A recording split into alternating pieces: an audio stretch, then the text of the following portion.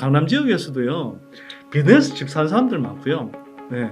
결국은 근데 그 무리하게 빚내서 집 사는 사람들이 결국은 부담하지 못하면 집을 그 급매물을 내놓으면서 그 집값이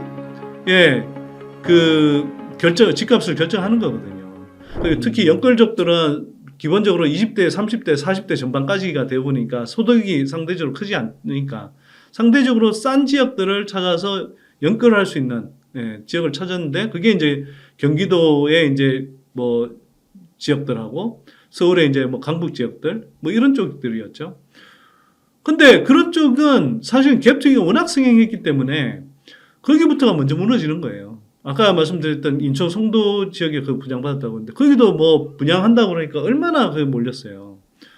그래서 그런 지역이 먼저 무너집니다. 이게 뭐 10억짜리 집을 자기 돈 뭐 2, 3억 들고 이렇게 투자한 사람들이 얼마나 버틸 수 있겠어요. 못 버티거든요, 이렇게. 특히 집값이 떨어지고 금리까지 올라 있는 상황에서는 버티기가 힘들단 말이에요. 그러면 여기부터 먼저 떨어지는 게 맞죠. 그렇다고 그러면 핵심 지역 안 무너지냐? 핵심 지역은 이제부터 시작입니다. 핵심 지역. 네. 핵심 지역 두고 보세요. 이게 뭐 강남 불패? 강남 불패는요 2000년대 초중반에도 다 나왔어요. 근데 거꾸로 하락기 때 제일 많이 떨어진 낙폭이 컸던지요? 그게 강남 3구였어요, 사실은. 그 강남의 재건축 아파트 중에 뭐 대표적이었던 음마 아파트 같은 경우에 그게 고점 대비해서 거의 40% 떨어졌는데요. 도곡 렉설도 40%. 그 요즘은 인기가 없지만 예전에 뭐 타워 팰리스 그게 지난 주택 가격 상승 하락 사이클에서 되게 하얘졌는데 그런 건 거의 50% 떨어졌어요. 큰 평수는. 무슨 강남 불패라고요. 강남에는 사람들이 다 현금 박치기 하는 줄 아는데 언론들이 하도 그렇게 이상한 보도를 해서 무슨 현금 박치기예요. 현금 박치기 아닙니다. 저희가 조사해 보면 강남 지역에서도요 빚내서 집 사는 사람들 많고요. 결국은 근데 그 무리하게 빚내서 집 사는 사람들이 결국은 부담하지 못하면 집을 그 급매물을 내놓으면서 그 집값이 집값을 결정하는 거거든요. 어떤 분들이 뭐 강남에는 대부분 부자들이어서 그 사람들이 집 안 내놓으면 뭐 집값 안 떨어져 이런 이야기 하는데요. 그런 분들이 설사 대다수라 하더라도 전 대다수라고 믿지 않지만 저희가 조사한 분은 절대 대다수가 아니지만 설사 대다수라 하더라도 불과 1, 20%의 무리하게 빚내서 집 산 사람들이 그냥 금매로 나누면 그 금매 가격이 되는 거예요. 그게. 아니 주식에서 삼성전자 투자하는데 삼성전자가 예를 들어서 100만 주가 있다고 치면 100만 주 다 거래되면서 그게 가격을 결정합니까?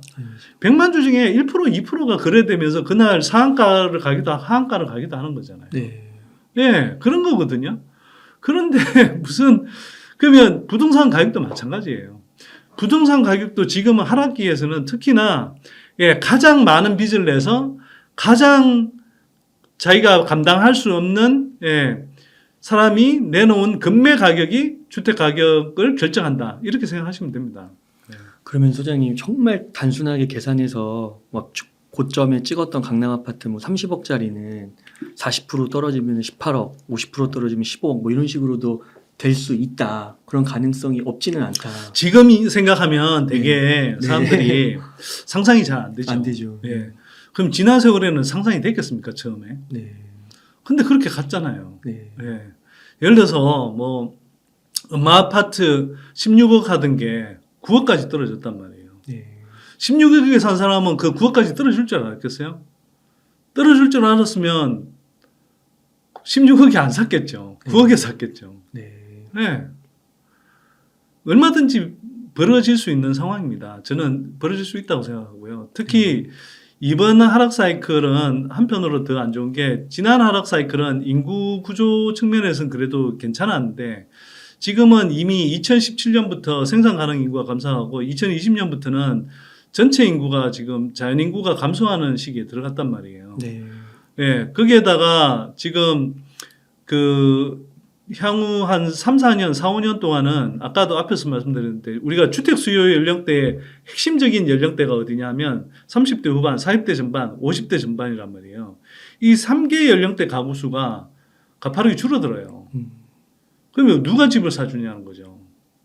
언론에서 또는 뭐 이런 부동산 뭐 재테크 전문가라는 사람들이 궤변을 늘어놓는 게 인구가 줄어도 가구 수가 늘어나기 때문에 집 살 사람들 많다 이렇게 이야기하는데 늘어난 가구 수가 어떤 사람들이냐고요. 1인 가구가 대부분이거든요.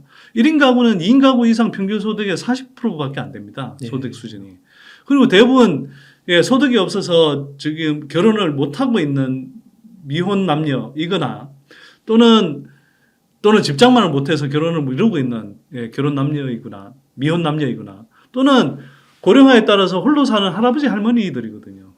이런 분들이 무슨 뭐 지금 서울에 예, 10억씩 넘어가는 그런 아파트를 사줄 수 있는 수요가 된다고요? 예, 그 사람들이 물론 10억 넘는 아파트에 살고 싶을지는 모르겠지만 그거는 유효 수요가 아니에요. 구매력이 동반되는 유효 수요가 아니거든요. 네. 코로나 시기에는 유동성 저금리 상황이다 보니 빚을 땡겨와서 원래는 실수요가 아닌 사람들이 그렇게 빚을 땡겨와서 투기성 가수요가 넘쳐나는 시기가 됐어요. 이제는 그것도 끝이란 말이에요. 이 사람들이 그런 가구가 늘어났는데 그런 가구가 집을 사주겠냐고요.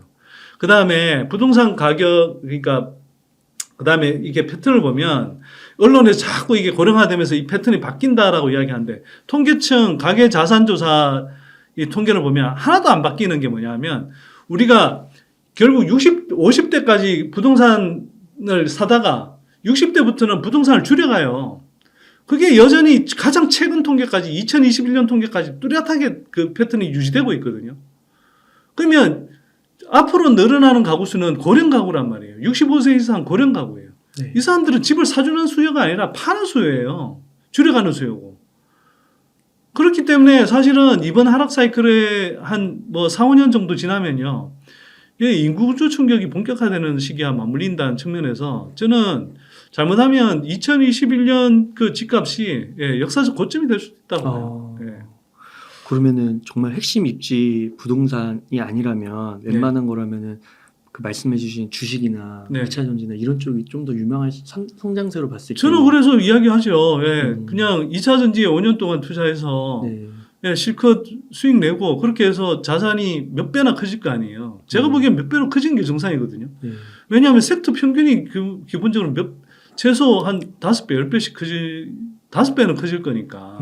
그러면 한 5배, 그냥 섹터 평균으로 한 5배 커진다고 보자고요. 네. 그러면 5배 커지면 그거 가지고 나중에 충분히 저렴해졌을 때, 예, 자기 빚 부담 없이 그냥 자기 소득 수준에 맞춰서 또는 자금 여력에 맞춰서 그냥 그렇게 집 사면 되는 거 아닌가요? 네. 왜 지금도 여전히 예, 집값이 빠졌다고는 하지만 여전히 제가 볼 때는 많은 지역의 집값이 비싸거든요. 엄청 비싸거든요. 네, 그런 집값을 왜 무리하게 이렇게 사려고 하나. 네. 예, 그런 제가 볼 때는 여전히 되게 위험한 구간이라 생각이 되고요. 제가 강남 불패 관련해서 하나만 더 말씀드릴게요. 저는 사실은 뭐 이게 가능하면 공간을 별로 안 갖고 있으려고 그랬는데 코로나 끝나고 나니까 저희 회원들이 저를 오프라인에서 되게 많이 보고 싶어 하셔서 또 투자 공부방 같은 걸 좀 개설해 달라고 그래서 저희가 이제 서울 강남역 쪽하고 청담역 쪽에 이제 저 유튜브 스튜디오하고 연구 사무실 겸 뭐 투자 아카데미 공부방을 만들었단 말이에요. 그러면서 저희가 이제 그 공간을 구해 보니까 와 무슨 둘 다 평균 시세가 매매가가 한 20억 정도 돼요. 오피스텔인데 20억짜리 오피스텔 시세 20억짜리라고 하는데 뭐 제가 여러 건을 봤는데요. 막 대출이 막 13억, 15억, 17억 뭐 이래요. 오피스텔 쪽은 대출 규제도 느슨했잖아요. 그렇게 다들 들고 있다고요, 지금. 네. 그런데 이렇게 강남이 무슨 못 사는 사람은 아니에요. 예, 한 사람은 제가 보니까 뭐 의대 교수인 사람도 있고 뭐 또 강남의 다른 지역에 또 뭐 아파트 갖고 있는 사람도 있고 그래요. 돈이 없는 사람들은 분명히 아니긴 한데 그 오피스텔 같은 경우에 어쨌거나 그런 식으로 해서 다 빚지고 샀단 말이에요. 그러면 이게 부담이 안 될까요? 네. 네. 그냥 생각해 보시라고요, 이게. 강남 불패 아닙니다, 절대. 네. 네. 그러니까 부동산에 정말 큰 돈을 넣는 거는 정말 조심해야 된다. 다음번에 또 인구 구조적인 문제도 봉착을 예. 하니까요. 네. 그리고 2차 전지 이런 성장성이 있는 그런 좋은 곳들도 많으니까 눈을 또 넓혀봐야겠네요. 저는 뭐 그렇게 생각합니다. 네. 예, 소장님 오늘 정말 긴 시간 동안 유익한 인사이트 많이 나눠주셔서 감사드리고 그러면 끝으로 시청자님들께 좀 하고 싶으신 말씀, 강조하고 싶으신 말씀 있다면 좀 부탁드리겠습니다. 사실은 뭐 집값 이야기를 자꾸 하게 되는데요. 왜냐하면 이게 이제 사람들이 궁금해하고 또 유튜브 조회수도 많이 나오는 이야기니까. 근데 사실은 저는 되게 뭐 어떨 때 집값이 계속 그 상승 사이클일 때는 저도 참 되게 자괴감을 많이 느껴요. 뭐냐면 저는 가능하면 가계부채 다이어트도 좀 하고 그 다음에 집값도 가능하면 좀 너무 과도하게 상승하는 걸 상승하는 흐름을 좀 이렇게 막아서 그 대다수의 국민들이 그 주거비에 크게 부담 안 느끼면서 그러면서 그 부동산에 묶여 있는 돈들이 생산 경제로 흘러가서 생산 경제가 활발하게 성장하고 그러면서 국민들이 잘 살 수 있는 나라 그런 나라를 꿈꾸거든요. 근데 이제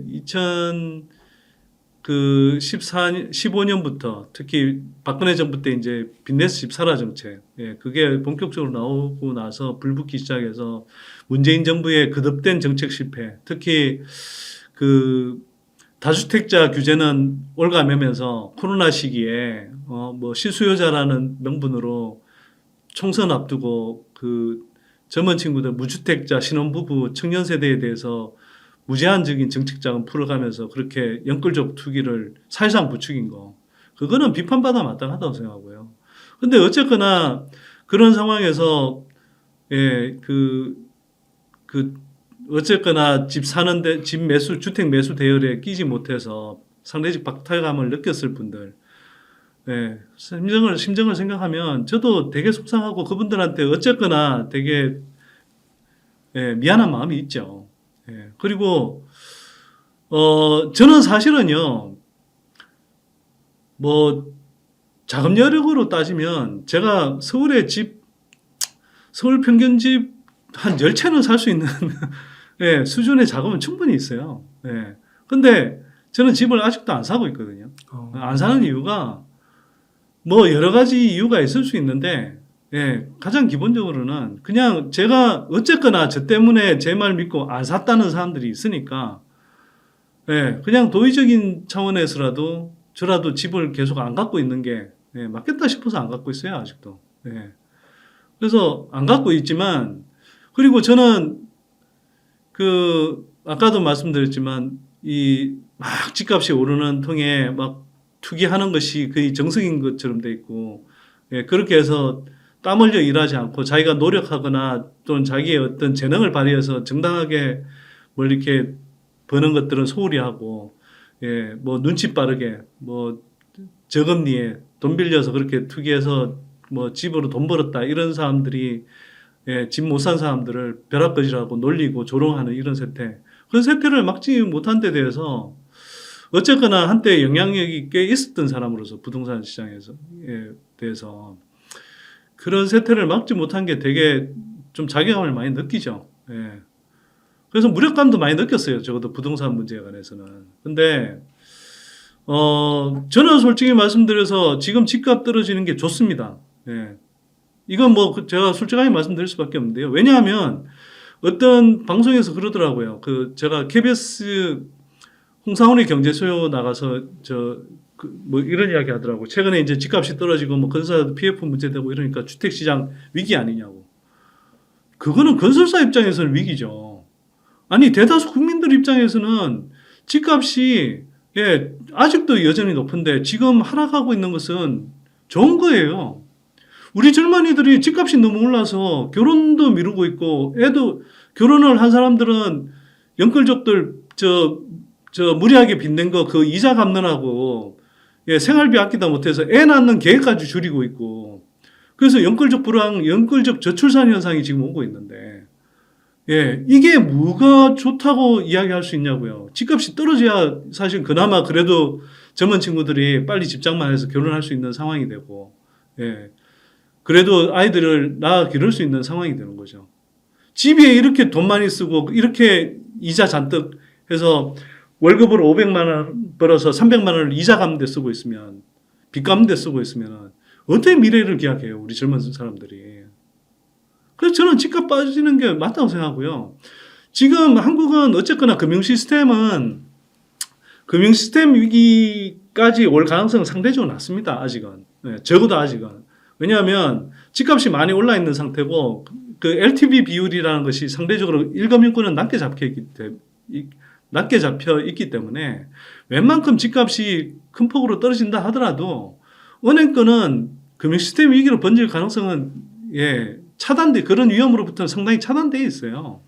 그러면 그 다음부터는 그냥 저축은행이든 증권사든 PF 무리하게 한 건설사든 이런 사람들은 자기네들이 무리하게 과욕을 부린 책임을 지는 거죠.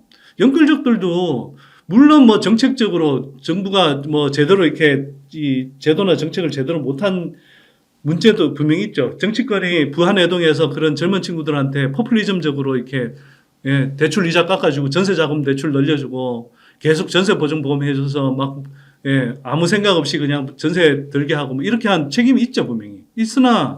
하지만 또 본인들 스스로의 과욕을 부린 책임도 져야 되는 거예요. 자기가 집값 올라서 돈 벌었으면 그거 자기가 사회에 환원할 거였나요? 아니잖아요. 그럼 자기가 책임져야 되는 거거든요.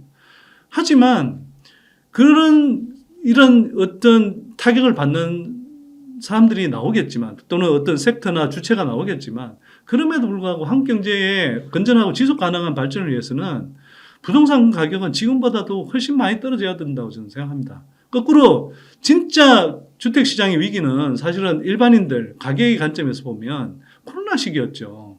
가뜩이나 올라 있는 상황에서 그렇게 집값이 올라버리면 60% 70% 100%씩 올라버리면 그게 위기 아니에요? 당장은 집을 사놓고 부동산 부자들은 좋을지 모르겠지만 그렇게 해서 집값이 오르면 우리 젊은이들이 집장만을 못해서 애를 못 낳고 집단 절멸 상태로 가는데요. 그런 걸 어떻게 좋다고 할 수가 있냐고요. 그리고 그런 거에서 편성해서 자기는 집 샀다고 그리고 돈 벌었다고 집 못 산 사람들 벼락거지라고 조롱하고 있는 사람들 그게 같은 시대를 살아가고 있는 최소한의 공동체 마인드를 가진 사람들인가요? 그런 사람들이 만약 무리하게 빚내서 다주택 투기를 했다면 그런 사람들도 사회적으로 큰 코 다치는 경험을 해봐야죠. 그래야 우리가 사회 전체적으로 학습을 하고 이렇게 무리하게 빚내서 무리하게 투자하면 안 되는구나. 이런 걸 깨닫는 시기가 있어야죠. 그래서 저는 윤석열 정부가 지금 들어오고 나서 한결같이 계속 내놓는 대책이라는 것들이 계속 또다시 빚내서 집 사라 정책을 쓰고 있고, 온갖 집값 떠받치기 정책을 펴고 있는데, 저는요, 저거 문제라고 봐요.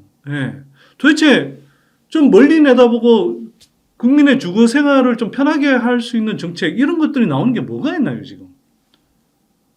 아니, 정부 돈으로, LH공사 돈으로 지금, 미분양 물량 매입해준다고 그러잖아요. 원진영 장관이 얼마 전에 그런 이야기 했대요, 보니까.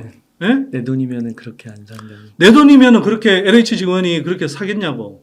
그 말이 맞아요, 한편으로는. 근데 조금만 생각해보면 얼마나 어이가 없는 이야기를 한 거예요, 거꾸로. 그렇죠. 왜냐하면, LH공사는 그래도 분양가에서 12% 깎아서 산 거예요. 비싸다고 하는데도. 그거 사주는 것 자체가 웃기는 이야기지만, 미국 같은 나라에서 미분양 물량 났다고 그걸, 공화당이 나서서, 시장 원리를 그렇게 그토록 강조하는 공화당이 나서서 미분양 물량 매입해 준다고 누가 그래요. 근데 한국에서는 말만 나오면 시장 만능주의 외치는 이런 국민의힘 정부가 한다는 짓이 미분양 물량 매입해 주는 거잖아요. 공공의 돈으로. 그런데 그 12% 깎아 산 거거든요. 그러면서 지금 정부가 하는 이야기는 뭐예요? 특례보금자리론. 특례보금자리론이라는 걸 잘 한번 생각해 보세요. 무주택자, 실소유자라고 표현하는데, 지금 무주택자, 그 다음에 신혼부부, 젊은 층들은 상대적으로 소득 여력이 없는 사람들이에요. 코로나 시기에 그 저금리에서도 집을 못 샀던 사람들이라고요. 그 사람들한테 대출. 자 대출을 해줄게. 그 다음에 금리 부담 상대적으로 좀 낮춰줄게. 그래도 4%대예요. 낮춰줄게. 뭐 소득 제한 철폐해 소득 기준 철폐해줄게. 예. 집 사라고 그러잖아요. 근데 그거는 뭐예요? 그러면 LH공사는 분양가에서 12% 깎아서라도 사게 하는데 이거는 정부가 야 대출 얼마든지 해줄 테니 야 지금 제값 주고 집 사라 이거잖아요. 그러네요. 이건 뭔가요? 아니 LH공사가 12% 깎아서 하는 건 이건 지 돈이면 그렇게 하겠냐고 그러는데 원희룡 장관한테 제가 묻고 싶어요. 그러면 자기 돈이면 그럼 지금 무주택자들 소득도 잘 안 되는 사람들한테 그 온갖 대출 규제 풀어지면서 그거 빚내서 집 사라고 하는 게 제정신이냐고요 정부가. 안 그렇습니까? 네. 그래서 사실 저는 이런 이야기를 더 드리고 싶어요 사실. 아, 네. 네. 자, 이 정도 하십시다. 네. 그래서 그냥 제 취지는요, 어쨌거나 많은 분들이 저렴하고 쾌적한 주거 생활을 할 수 있는 그런 좋은 정책, 부동산 정책 또는 좋은 부동산 시장 구조가 만들어졌으면 좋겠고요. 그래서 예를 들면 선분양제로 후분양제로 바꾸는 거. 아까 제가 인천 송도에 11억 분양받았다는 사람이 있잖아요. 그런 사람도 그게 선분양제가 아니라 후분양제여서 한꺼번에 11억을 조달해야 됐으면 그거 살 엄두를 냈겠냐고요. 그 선분양제라는 게 기본적으로 그렇게 부동산 투기를 부추기기 되게 좋은 구조로 되어 있는 거거든요. 우리 젊은 친구들이 그렇게 돈이 없는데도 나중에 어떻게 되겠지. 나중에 집 오르면 내가 뭐 적당히 중간에 뭐 프리미엄 받고 팔면 되지. 이런 생각으로 그 분양을 받았겠냐고요. 후분양제면은. 선분양제니까 그런 거거든요. 그 선분양제는 1970년대, 80년대에 우리가 이른바 인구가 급성장하고 한편으로는 수도권 집중이 일어나면서 도시화가 급속하게 일어나는데 주택 공급은 부족해서 절대적으로 부족할 때 건설 자본이 축적이 안 돼 있을 때 그때 이제 국민들 분양 대금을 가지고 건설업체들이 분양하고 그렇게 해서 그걸 가지고 분양받는 그런 구조였어요. 네. 그때는 나름의 필요성이 있었죠. 그래요. 근데 지금 뭐 건설업체들 자본이 없습니까? 자금이 없습니까? 무슨 주택 공급이 절대적으로 부족합니까? 공급량 계속 늘려도 주택 보유율 안 올라가잖아요. 다 다주택 투기자들한테 돌아가고. 네. 이런 상황에서 왜 선분양제를 우리가 시대착오적인 선분양제를 계속 유지하고 있냐는 거죠. 계속 이렇게 투기 어떤 사이클이 돌아오면은 계속 투기의 어떤 지렛대 역할을 하는 그런 구조들을 바꿔줘야 돼요. 역대 어떤 정부도 이걸 못 바꾸고 있잖아요. 그래서 제가 이런 게 답답한 겁니다. 이런 걸 바꿔줘야 돼요, 정말로. 네. 아, 소장님 지금 진짜 어떻게 이게 뭐라고 그러지? 추임새를 넣어야 될까? 이게 너무 마무리하시죠. 너무 맞는 말씀이셔가지고 어떻게 해야 될지를 잘 모르겠는데 정말 이 시청하시는 분들이 마음 깊이 많이 느끼셨을 것 같습니다. 어떤 또 마음이 있으신지 아실 것 같고요. 그러면 오늘 인터뷰 한 이 정도에서 마무리하도록 하겠습니다. 이렇게 해서 선대인 경제연구소의 선대인 소장님을 모시고 이야기를 나눠봤습니다. 긴 시간 동안 유익한 인사이트 많이 나눠주셔서 감사의 말씀드립니다. 오늘 고생 많으셨습니다. 네, 고맙습니다.